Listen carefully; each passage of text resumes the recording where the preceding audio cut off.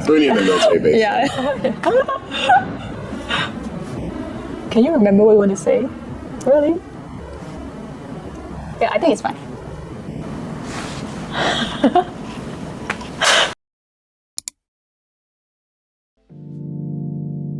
Hi guys, it's Katspace here. Today I have my friend Mayowa with me. Hi guys, nice to meet you. So, Mayowa, your name is? So my full name is Mayowa Temitope Balogun. My dad is from Nigeria. Okay. My mom is from America, but I was born and raised in America. And my nickname is Mayowa, so you can call me Mayowa, like Iowa with an M. And I have been in Japan for 7 years. 7 years? Yeah. At first, what made you come to Japan and how did you got to Japan? Okay, so when I was younger, like 6. Whoa. I was much younger. My brother really liked anime and he liked video games. So I was always like really interested in Japan. I'm not a gamer like him. I don't watch as much anime, but I thought the language sounded really interesting. And long story short, I had a really rough time in my life before I came to Japan, and I wanted to start my life over, kind of. Okay. So I just applied to teach English. Okay. I don't know why. I mean, I think I would just say because I always wanted to go to Japan. Ah, okay. I didn't know I was gonna live here. I thought I was gonna just come and visit or just come for a year. But I think, as you can tell, also, you've been here for 3 years too. Yeah, in my case, same. I also I thought I just want to go to Japan and just give a try, see how it's going. At what age you came here to Japan? I was 25 years old. 25. I think that's another thing that's kind of important. You don't need to be young or established to come to Japan and to have a good life. You know, I mean, 25 is still pretty young. Yeah, I also came at 25. Now you mentioned, It's actually the perfect time. I think it's you're really young, but you just, if you went to college, you just finished college. If not, you've been working for a while and you feel like maybe you understand yourself a little bit more, but there's something more that you want. You don't have too much responsibility yet. That's true. I felt like that's... But can I ask that before you came to Japan, so you did work for a few years? Like to save some money or what? Or only 3 years between when I graduated college and came to Japan. It wasn't my plan to come to Japan at all. Really? No. The first year and a half, I was in a PhD program for science research. So I was a scientist in college. The problem is that as soon as I arrived there, I realized it wasn't what I wanted. But I tried to tough it out. I'm like, oh no, I'm just nervous. But then about a year later, I still felt the same way, so I quit. So that's 2015, November 2015. Actually, it was only a year. And then 2016, I started working. I worked for a moving company. And it was really, really hard, and I didn't really like it. And it was, I just was like, what am I doing with my life? I was in a PhD program, and now I'm moving people. Why am I here? Okay. And I was having a lot of other issues too. So I just was like, I just want to leave this place. And then I discovered, my friend who I worked at that job that I hated, told me her friend was teaching English in Japan. And I jokingly said, is he black? And he was. So yeah, he was living in Osaka. He was this guy named Brian. Shout out to Brian. Brian. I don't know who is Brian, but check it out, Brian. English teacher here in Japan that also is black. So because I wanted to make sure that people in the country treated people a certain way. I didn't know how the people would see me because I'm not Japanese. Is it your first time stay abroad, not travel? Yeah. So you have that kind of afraid, not sure how people look at you. Yeah, I think it's an important thing to know if you're gonna live somewhere, Yeah. So that's how you know about this job, and then you decided to quit that moving job and then apply. Yes. See. So you first started work teaching English in Tokyo? No. Or the first 3 years I lived in Fukuoka. Is it under JET program or? It was under a program called Interact. It's really similar to JET. It's just one of those ALT companies and ALT is an assistant language teacher, by the way, that helps in the classroom with the students. it's a very interesting job because you don't need any English degree in order to do it. You just need to be able to speak English. So that was good and bad. Good because it was an easy job to get. Bad because it's like there's almost no mobility. Like there's no upward mobility, like room for growth. I think that's also most of the case that like people who work at English teacher now in Japan. I mean, some of them do like teaching job or what, but it's just sometimes teaching job that do have this kind of, it's hard limit. to limit. Yeah, that's why I think many people come here work as English teacher first, and then they try to find a chance to translate. Exactly. Yeah. Which is what I did. Yeah. So how long you take for like teaching English and then transit to your job now, which is freelance musician? Freelance singer. Yeah, it's crazy. Really? So it's not easy, right? No. It's not like I applied to be a musician. Yeah. I applied to be an English teacher. I had to wait, hear back from them, get the yes. Most of the jobs that I get for singing are by shokai. Like recommendation. So, well, can I ask how do your friend know you can sing that time? Like, it's just as your hobby, so and then your friend around you kind of know, oh, Mayowa has a nice voice, like something like that. like, how do people know unless you open your mouth and sing? Okay, so there was a guy named Chris Hart who's like Black American, but was singing J-pop, and I was just like, I feel like I could do that. Like I could be like him. So I just like set the goal in my mind. I always do that though. Like I don't say it out loud. I just kind of I do a lot of actions to make it happen.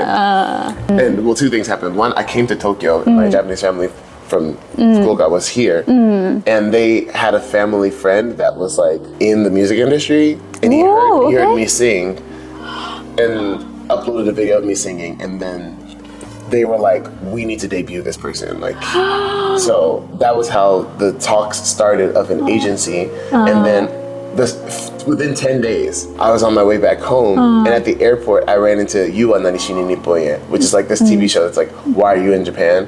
They street interview people of why they're in Japan. And I was like, I'm a teacher, but I 歌手になりたいです. And they were like, oh, you want to be a singer? Oh, well, can you sing something for us? So I sang Hana Mizuki. 国はどちらですか？アメリカ出身です。アメリカから。日本語。歌手になりたいです。歌手になりたい。はい。君にも得意な歌ちょっと歌ってもらうことできますか？ちょっと。はい。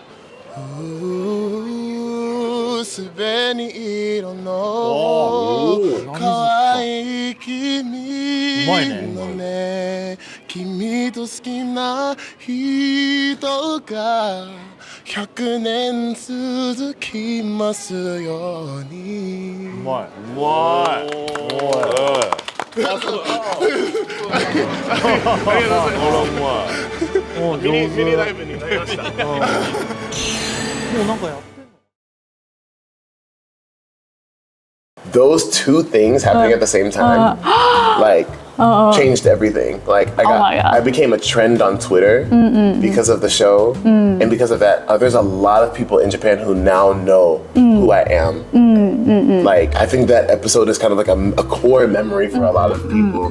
So I have this connection now. You share on your Instagram too, right? Yeah, it's on my Instagram. Check it out. But because the pandemic happened, the debut wasn't able to happen with the agency. So a lot of things everybody was just didn't go how we thought it was going to. But I did move to Tokyo for the purpose of singing. So even though things weren't moving with the agency, I was meeting people, talking to them, doing shows, and growing as a musician. And somehow, because I kept doing that, I mean, for about 2 years, I'm just going everywhere singing, all the time. Do you sometimes sing for free or anything? I mean, like, I did paid shows, low-paying shows, free shows, like anything I could get my hands on. And especially at that time, it sounded like I had the leverage to get really, really big jobs.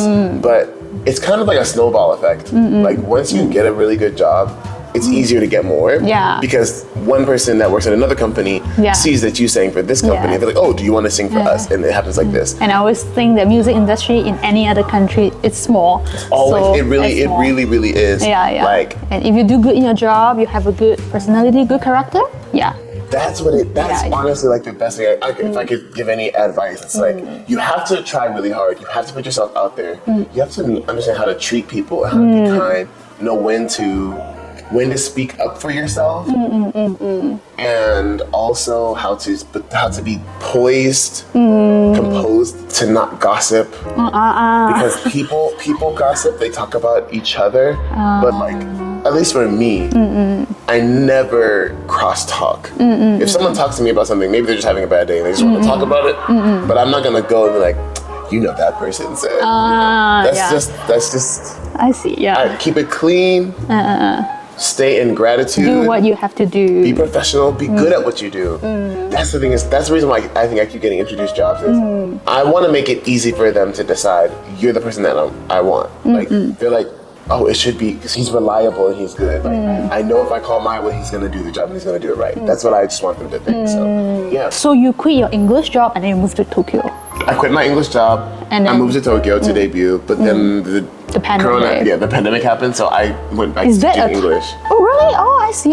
Yeah, I had to. Yeah. I mean, that's what I'm curious. Also, just not like you kind of like start from zero again. So yes. Yeah. Okay, I see. But that time when you go back to teach English is in Tokyo. Yeah, like to be honest, nothing in terms of like visa, nothing had changed. I was still on the visa for teaching English when I came here because in order for me to debut, I had to get signed to a label, and then the label sponsors my visa. Okay, but because of pandemic, the pandemic, and also some other stuff. Okay. So you are still holding Humanities visa, and you have to exactly. still teach English. Yes. And in order to eat. And while teaching, you know that you want to be a singer, so you also do that at the same time. Yes, that was exactly what I was doing. It was difficult. Yeah, I can tell. I was definitely doing it at the same time. Yeah, wow. Because I know you just got your artist visa last year, so which means after 6 years, finally you got. Yeah. So we kind of hold the same visa, but I would say our background and what we provide for the immigration to apply the visa is different. Because in my case, I have like kind of strong portfolio. I have music degree. I have music teaching experiences in Singapore and in here, everything. So it's kind of make me easier. Based off of what I was told by someone, it was an important part of your profile. So I mean, just to say, based off of my experience, I would say you have to put yourself out there a lot, meet a lot of people, because you never know, you might find someone who can sponsor your visa. But if you can't, by the way, the people who usually would sponsor a visa for a musician would be a label. So if you are incredibly talented and you have a pretty good profile, particularly if you're an already established musician, it might be easier for you to do this. But most people, to have a self-sponsored visa, you need to have lived in Japan before. I think there's almost never a case where someone who has never lived in Japan is able to apply for and get a self-sponsored visa, because there's something involved in the process of like at least having lived in Japan before. I'm not sure about that. How about if that person find a job from their home country, but they have a company who like sponsor or like, I so far from every person that I'm particularly talking about, my case, not saying that this applies to everyone. For singers and musicians in the realm that I know, each of them have told me they weren't allowed to apply until they had lived in Japan for at least 1 year. Okay. And then they could self-sponsor. But like at least 1 year you have to be on some sort of, or some part of, like even if it's an entertainment visa, which is only it can be 1 month. Literally, it's just like you have to live here. Yeah, I think and then you can self-sponsor. It's like the whole thing. And you know? I think it's easier for immigration to also to know this applicant's background. Yeah, I think that's the reason why they. I mean, we don't really know all the inner workings of what's going on at immigration, which is why. Yeah. In her case, she talked about FRES. FRES, I think everyone can just ask about FRES. At least you know that, like from Mayowa, he said that what he know is like everyone has to at least 1 year. But if you are not that case, you can still ask FRES, but you have to know that you might not get it, might be this reason or what. I mean, it's just up to you guys. Another thing is, that's one option. The other option, which I've never been to FRES, but I got my visa was through an immigration lawyer. That if you have the money and the capability to, I find it very, very easy and helpful because they understand the entire process. Finding a good lawyer that like can communicate well with you through the process, they can be your personal person to explain to you what you need to do, how you need to prepare it, and then they will also go advocate for you, do everything that they need to get it for you, and then you just wait for the visa. So that was probably the best part of the process was that I just had to wait. It was also the worst part of the process because I don't know when I'm going to get it, and I don't have any control over what's going on. So I think it really depends on your Japanese level, whether you're living in Japan or not, whether you want to be more involved in it directly or you want to leave it to someone else, whether you have the money for it or not. Oh yeah, I just want to talk about a little bit about what it feels like to be a musician in Japan versus like being in America. Like I feel like people in America go through a lot mentally, like especially being in like a public eye. There's a lot of ego involved in music because it's not a physical instrument. It's the body itself is the instrument as a singer. So like my face, the way I look, how I stand, how I sing, all contributes to how people see me, whether they want to listen, and like all those kinds of things. So we have to think about how we want to utilize each of those different tools and parts of who we are in a way that will hopefully allow us to be financially successful. And people have different approaches to that, some that they agree and disagree with. So the reason that I think it's kind of, you got to be careful, I had to be careful, is I didn't want to become really like self-centered. I can't say that I'm like not slightly like more focused on myself because I think it's just part of the nature of doing a job that like you're always putting yourself out there. In the center of the stage. In the center of the stage. Like obviously like something about being on the stage feels good. Something about being recognized feels good. It's just like, for me, it's not as much about being praised. It's more like I really enjoy the feeling of making people feel something and seeing like how they feel once they hear it. And they're like, oh, I wasn't expecting that. I'm kind of like addicted to that feeling. I think that's important as a singer. And also the thing that you say about self-centered, I think it's just more on the balance. Balance and everything. It's hard to be a singer who you don't focus on yourself. Then like what you say, you don't want to also overly focus on yourself. But I think that's the correct mindset, that you want to make people enjoy instead of exactly. people focus on you. I have one question. I'm kind of curious. So I study music in university. There's one thing I noticed about being musician. Maybe me and my friend, I'm not sure about my friend, but I believe a lot of musicians that actually have that kind of like perfectionism.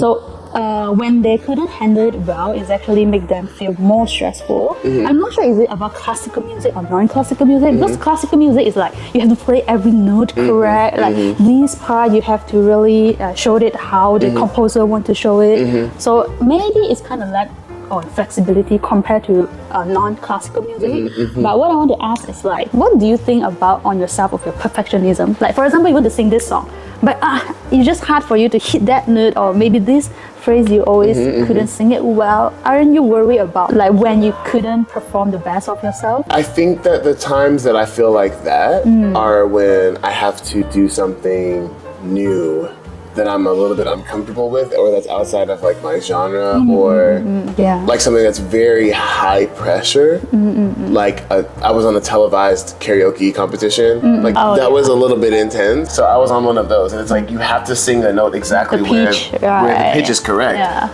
But I wasn't allowed to practice before they asked me to be on the show because it was Corona and we weren't allowed to go. I think it went really well, but like that was hard because, like you just said, I mean, I'm not a perfectionist, but I definitely want to be really good at what I do and practice properly, which I couldn't do. So I had to just go based off of like my intuition, and that was hard. But I think usually I don't have that issue. Is it because now when you try something new, maybe you have that mindset, it's like, at least I'm trying, it's my first time, so it's fine even if it didn't work that well as you thought? I think when it comes to music performance, I don't think that way. What do you think before you perform? Like, I'm gonna I think get about this. the song. Really? Like, I mean like when you try new things. Like the most important thing is the song. That's what I'm trying to say. Like, if I could explain it, it's like I am the protector of the song. So like I am not as important as the song is. So like, did you hear and feel the song? I feel grateful when people like praise me. But I feel more connected to someone who expressed how they felt after they heard the song. Wow. So my mind is not in the space of how did I do? Was it good? Was it bad? Because that's about me. it's always about the song. Ah, Every single time. I think I'm still at that level. Like I always think about myself. Yeah, I'm still learning how to connect more with music, even when it's I like play piano. this thing that we say on music versus in music.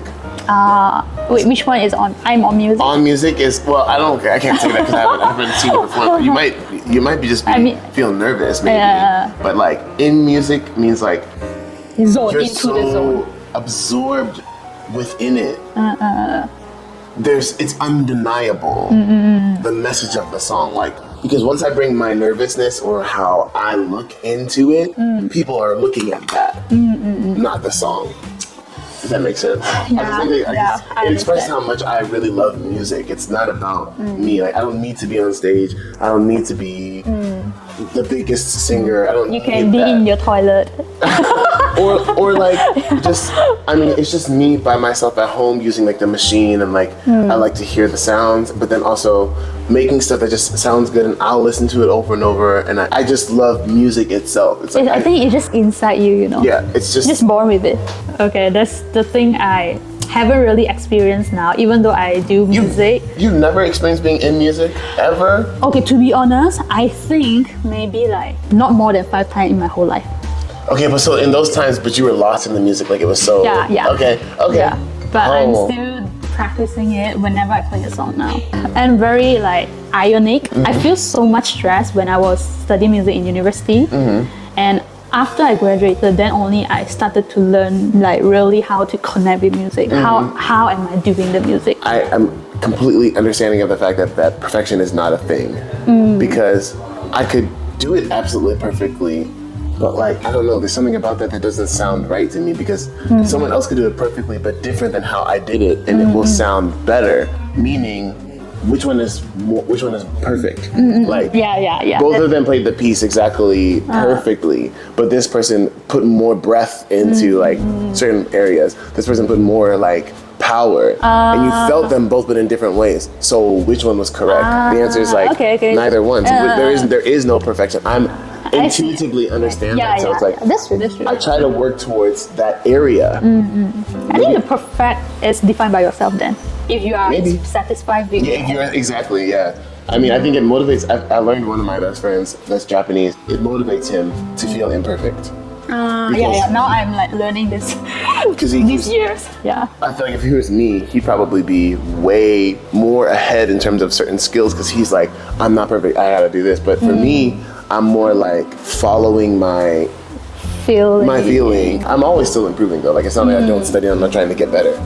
It's just perfection is not important to me. It's just I want to be better. Yeah. I'm not chasing perfection. I'm chasing being better. So you have been staying in Japan for 7 years. Yep. How do you feel staying in Japan as a foreigner? Do you still remember when the first year you come here working as an English teacher? Of course. For me, it was a life-changing experience moving to Japan. I had a lot of things going on in my life, and coming to Japan, I wanted to start over, and everyone's experience is different. So there's good, there's bad, there's ugly, depending on who it is that you are, where you're from, what your mindset is, what your background is, who you meet, what job you have, how much money you have. All of those things directly affect what your experience will be like. So I had very little money, didn't know anyone, lived in an amazing area, and had amazing people that came into my life. So my life changed. So for me, it was like brilliant. It was a beautiful time. I forgot to ask, when you come here, do you know Japanese? Do you speak Japanese? Zero.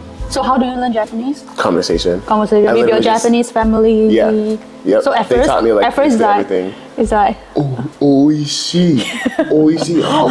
Yeah, like a baby. Okay. Like a baby. But you enjoy the time? That's why I enjoyed the time. It's not like a but, it's like a that is the reason. Like it's like I had the opportunity to be a child again.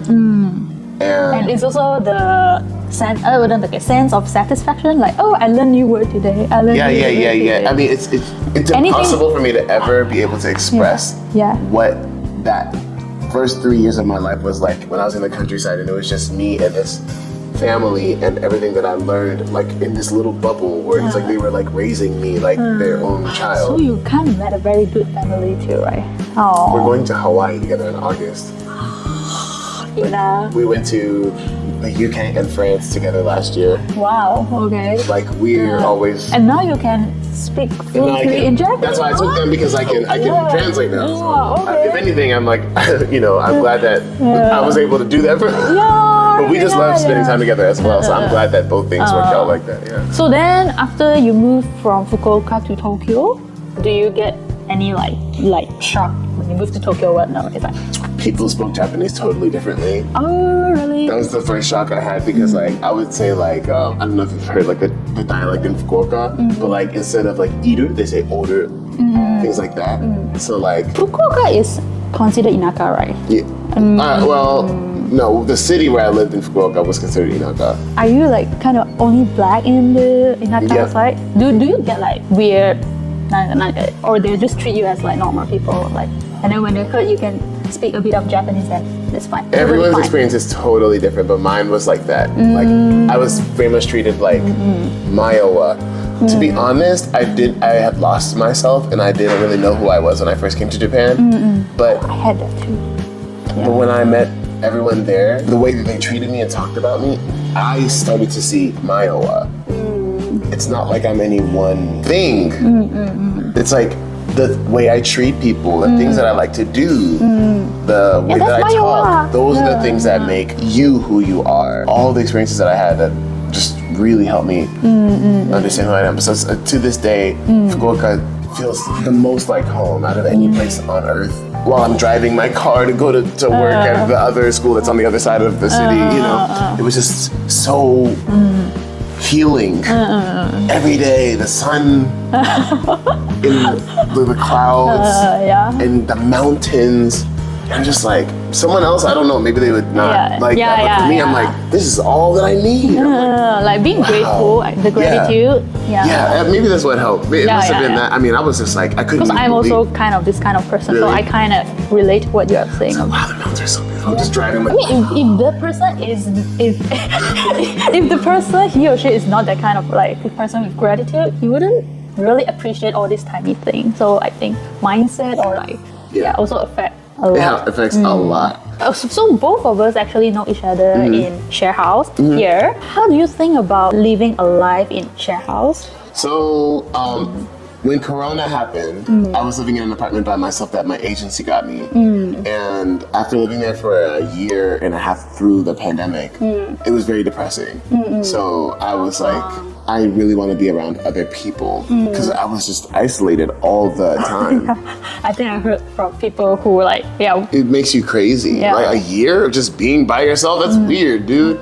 So I moved into the share house, and I moved into a share house in Asakusa-bashi.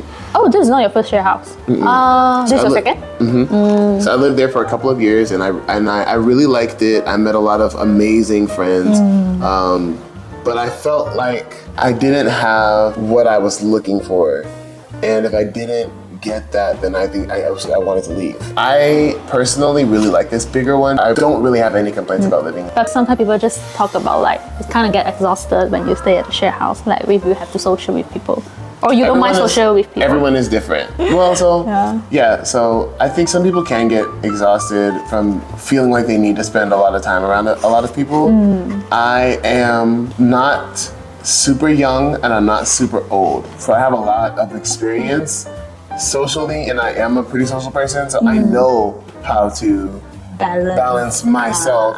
One, two, this house does a good job of not making anyone feel like they need to do anything. If you don't want to really interact, people will respect that. If you do, then they bring you in and they're open, and I like that. So there's things I don't want to talk, and people know and they can tell, and I don't have to say anything. I just kind of face. Yeah. So I don't want to talk face. we have like a community like that we're accepting of how we are. So like, especially I think the universal thing in the share house is kind of like, if you're using headphones, it's like, please don't talk to me right now. Or if you sit in the corner. There's a social table. Yeah, there is a social table. There is a social table. So oh my God, like the cafeteria at school. It's like, if you want to be social, you sit here. If you don't, you sit here. That's You're right. so like, when I'm not I don't feel like social. I sit at the corner and then people are like, what happened to That's today? so Like, true. not socialing today. Yeah. Oh, you didn't realize? Not until you said it, but on like those sofas, or like if you want to have friends, like time with like your own friends, you sit at one of the other like tables. That really long table, that's like the social table. So the social. That's what's on the table. So whenever I come inside, I can see inside of the lounge on my way up, and I kind of look and I see the level of activity, and I check my social battery, and I'm like, social battery 20%, activity 80%. Nope, not going. But it's 20%. There's 2 people there. I might go just to say goodnight, get a hug, and then go to sleep. Okay. Yeah. The point of living in a share house is like, well, it could be for different reasons. Some people live there because it's really inexpensive. That's one thing. But like, you have to be open to the fact that like you're going to be around a lot of different types of people. So I would say that's the thing that I learned. I was talking to someone about that. I remember one of the core questions I want to ask. There's one people told me before, like she feel like, yeah, sometimes I'm talking with everyone, socially with everyone, but I don't feel my heart is connected. Like it makes me feel more lonely when I'm like inside of all these people at the lounge.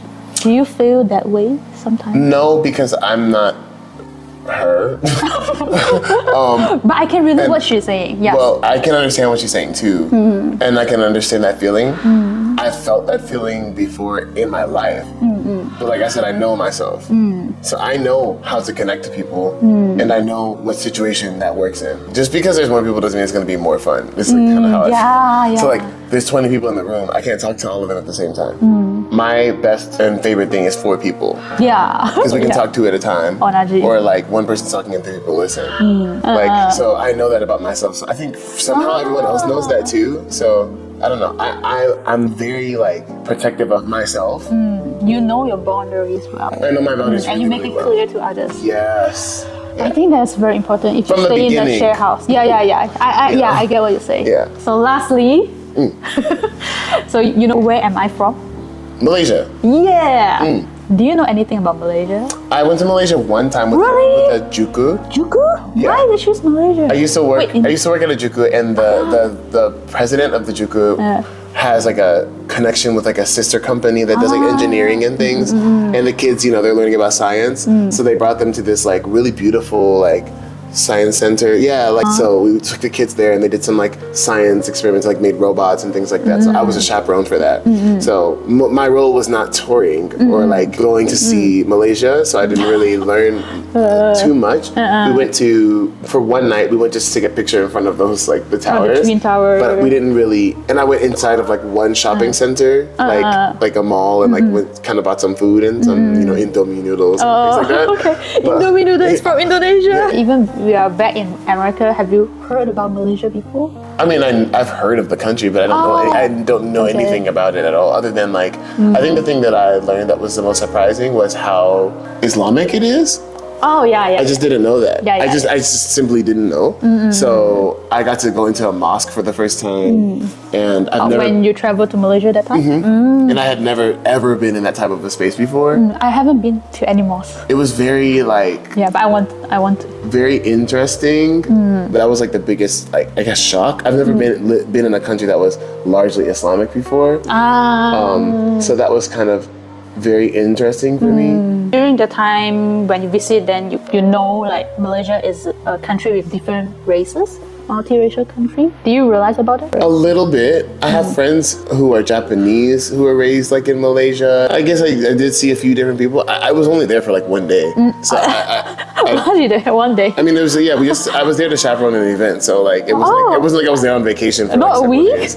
No. Like Juku study week. I see. It was one day for us to go for the opening of the sister like place that they had built. We went a little bit shopping and then we came back. So I didn't really get to like learn much, but I just saw it and for a moment. I see. So yeah, I guess this is the end of this video. And I will also share Mayowa's Instagram. Yeah. If you want to listen to nice music, listen to his voice, amazing. So check him out on Instagram. Yeah, and I'll see you guys in next video. Thank you. Bye guys.